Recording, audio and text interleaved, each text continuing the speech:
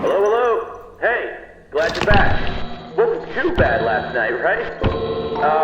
You probably noticed the old models in the parts and service room by now, right? We've been having some trouble with them too recently. From what I remember, they wanted to originally retrofit the old models with the new tech. In the end, they decided to just start over. They were too big and ugly and that smell.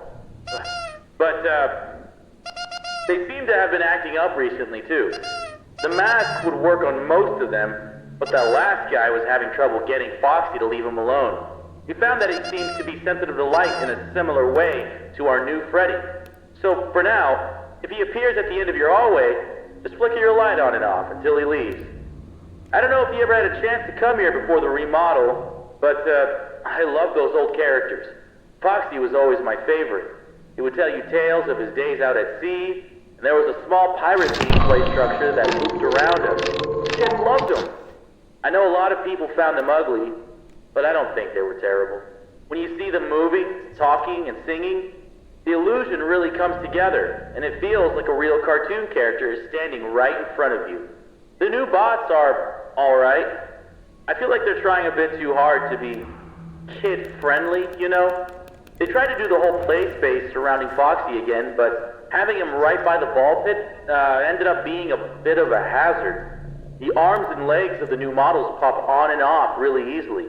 I think it's a safety precaution. If a character swung their arm too fast towards a child, it would be better if the animatronic broke instead of the child, you know. But when you have a bunch of kids grabbing and pulling on him, he falls apart pretty fast. None of us here at the location are trained properly to repair these guys. We requested that the engineers come in to do a full repair, but they said they won't be able to until next month. For now, we try to piece them back together ourselves, and it isn't working out too well. It doesn't help that a lot of the pieces get lost in the ball pit. We've had to use some parts from the older models when we can't find them. But then the next day, some kid always manages to find the missing part and just shoves it back on.